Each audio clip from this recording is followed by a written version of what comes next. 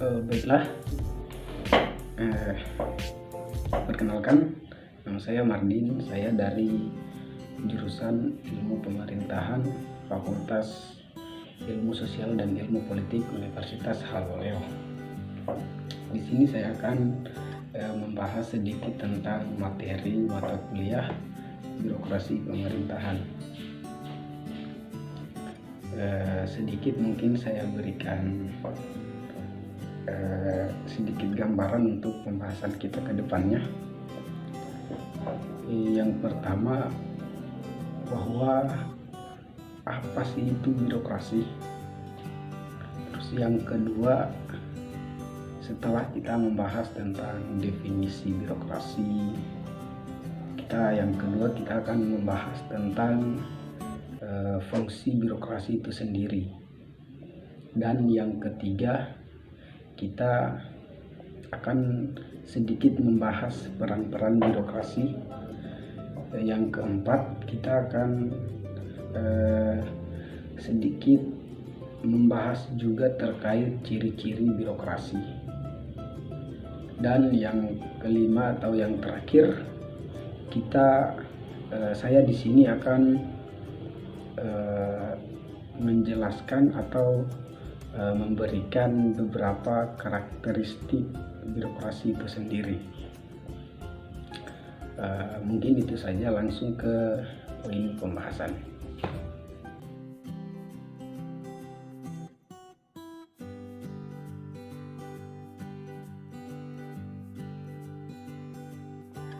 Baik, mata kuliah birokrasi pemerintahan ini sendiri berisikan tentang beberapa pokok pembahasan mengenai tentang apa itu birokrasi, fungsi birokrasi, peran birokrasi, ciri-ciri birokrasi, sampai dengan karakteristik birokrasi itu sendiri. Baik, pertama-tama saya ingin menjawab pertanyaan yang mungkin sudah ada di benak teman-teman sekalian, yaitu apa sih itu birokrasi? Definisi birokrasi itu sebenarnya bagaimana? Secara umum, birokrasi itu adalah sebuah struktur tatanan organisasi atau bagan maupun pembagian kerja dengan hierarki yang terdapat di sebuah lembaga yang penting untuk menjalankan tugas-tugas pemerintahan agar lebih teratur atau terstruktur. Misalnya contoh birokrasi misalnya kayak rumah sakit, birokrasi sekolah, birokrasi perguruan tinggi negeri maupun swasta, militeran, dan pada tubuh pemerintah itu sendiri yang menjalankan berbagai tugas dalam sektor pelayanan publik, itu disebut birokrasi. Pembahasan yang kedua yaitu fungsi birokrasi. Fungsi birokrasi sendiri ini mempunyai 4 fungsi. Yang pertama itu melaksanakan pelayanan publik. Yang kedua, sebagai pelaksana pembangunan yang profesional dan netral. Yang ketiga, birokrasi ini berfungsi sebagai perencana, pelaksana, dan pengawas kebijakan. Terus yang terakhir dan keempat, fungsi birokrasi adalah alat pemerintah untuk melayani ribuan bahkan jutaan kepentingan masyarakat. Dan birokrasi ini bukan merupakan bagian dari kekuatan politik dari pemerintahan itu sendiri, di mana birokrasi ini diharuskan agar tetap netral, di mana birokrasi ini tidak harus memihak kepada penguasa yang sedang menduduki jabatan-jabatan strategis dalam tubuh pemerintahan. Terus ke poin ketiga, yaitu peran birokrasi.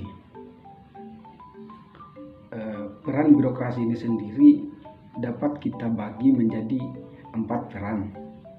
Yang pertama, peran birokrasi adalah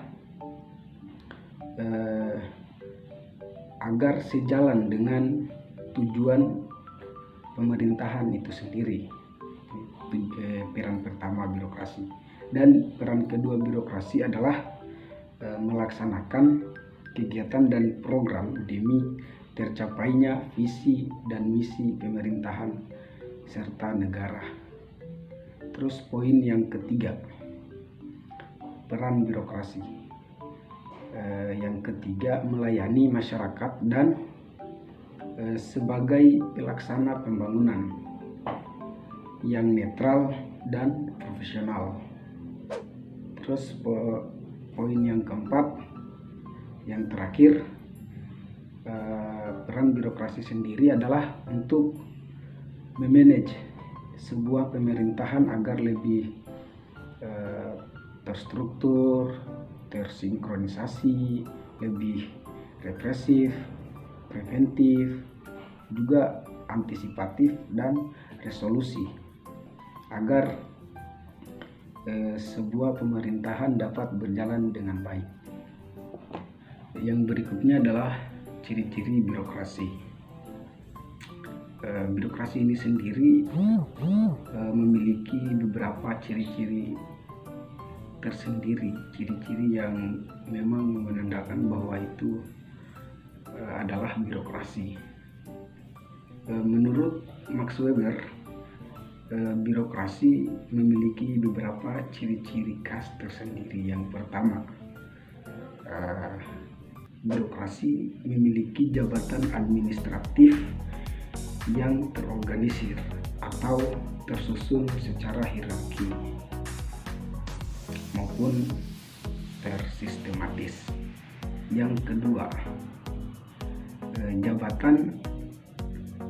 setiap jabatan memiliki wilayah kompetensinya sendiri, yakni setiap jabatan memiliki batas-batas wilayah kewenangannya, yang berartian bahwa birokrasi si A dengan si B tidak seharusnya melampaui batas-batas wilayah yang memang sudah ditentukan oleh negara dan undang-undang. Yang ketiga, pekerjanya adalah pekerja karir,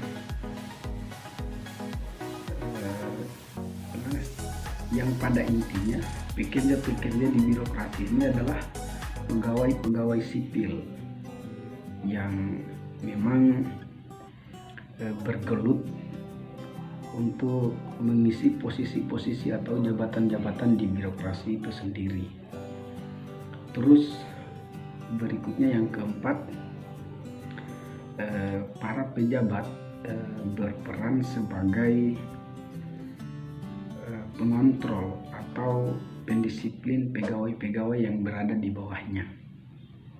Terus yang kelima, promosi yang diberikan berdasarkan pertimbangan kemampuan yang melebihi rata-rata, atau dengan kata lain bahwa promosi posisi jabatan tertinggi diberikan kepada orang-orang yang memiliki kemampuan di atas rata-rata dan tidak sembarang bisa menduduki jabatan atau posisi tersebut di tubuh birokrasi pemerintahan itu sendiri. Dan poin terakhir dari mata kuliah birokrasi pemerintahan ini yaitu tentang karakteristik birokrasi. Menurut Max Weber, birokrasi yang ideal mempunyai beberapa karakteristik tersendirinya, yaitu yang pertama, karakteristik birokrasi yang pertama adalah satu, pekerja yang taat pada peraturan. Terus yang kedua, tugas yang bersifat khusus. Dan yang ketiga, diselenggarakan secara resmi.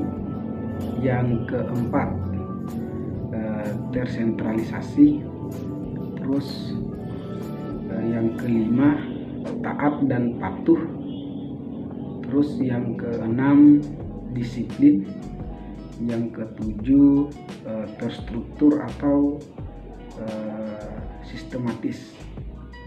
Yang kedelapan, tidak pandang bulu. Dari karakteristik birokrasi ini dapat kita lihat bahwa pada poin pertama,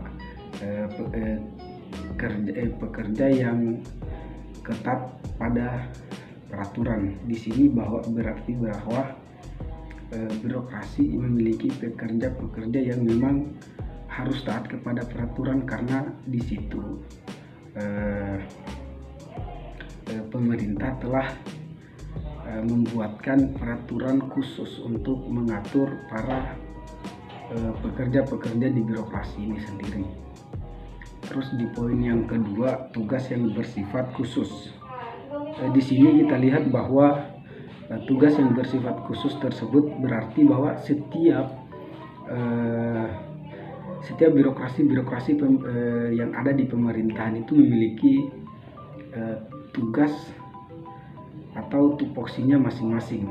Dan yang ketiga, di poin ketiga, diselenggarakan secara resmi. Ini berartian bahwa birokrasi memang harus tidak berdiri secara begitu saja. Dia harus memiliki beberapa poin-poin yang memang harus dipenuhi. Yang pertama, harus sesuai dengan kebutuhan masyarakat, lingkungan, serta memiliki dasar hukum yang jelas. Terus yang keempat, tersentralistis. Ini poin yang keempat ini mengartikan bahwa birokrasi itu memiliki sebuah benang bahwa dari titik A ke titik B memiliki satu tujuan ke atas, seperti piramid tersentralistis. Ya. Terus yang kelima, taat dan patuh. Seperti yang sudah saya jelaskan tadi bahwa birokrasi harus taat, tidak memandang bulu siapa yang memerlukan pelayanannya. Dia harus netral, harus senantiasa memberikan yang terbaik kepada customer yang memang membutuhkan pelayanan dari birokrasi itu sendiri. Terus yang keenam, disiplin. Di sini birokrasi memang para pekerjanya atau birokrasi itu sendiri dilatih agar disiplin, cekatan, agar hasil yang diinginkan oleh masyarakat itu dapat dipertanggungjawabkan. Terus yang ketujuh, terstruktur dan sistematis. Ini mengartikan bahwa setiap instansi pemerintah atau birokrasi memiliki kepala-kepala bidangnya tersendiri, di mana dia terstruktur. Kepala-kepala atau pejabat-pejabat tinggi dalam satu instansi ini akan mengatur pegawai-pegawai yang berada di bawah naungannya. Terus yang ke-8 atau yang terakhir, tidak pandang bulu. Di sini birokrasi tidak harus melihat bahwa ini adalah kerabat saya, ini adalah keluarga saya, jadi saya harus mengutamakan dia terlebih dahulu daripada masyarakat atau customer yang lain yang memang tidak ada ikatan atau hubungan emosional yang lebih. Ini karakteristik birokrasi tidak seperti itu. Dia harus mampu melayani segala atau semua masyarakat yang membutuhkan pelayanan. Mungkin sekian dari saya. Terima kasih kepada teman-teman yang sudah bersedia menonton video saya sampai habis. Dan saya ucapkan banyak terima kasih kepada Bapak dosen Rika Adji Pratama sebagai dosen pengampuh mata kuliah birokrasi pemerintahan.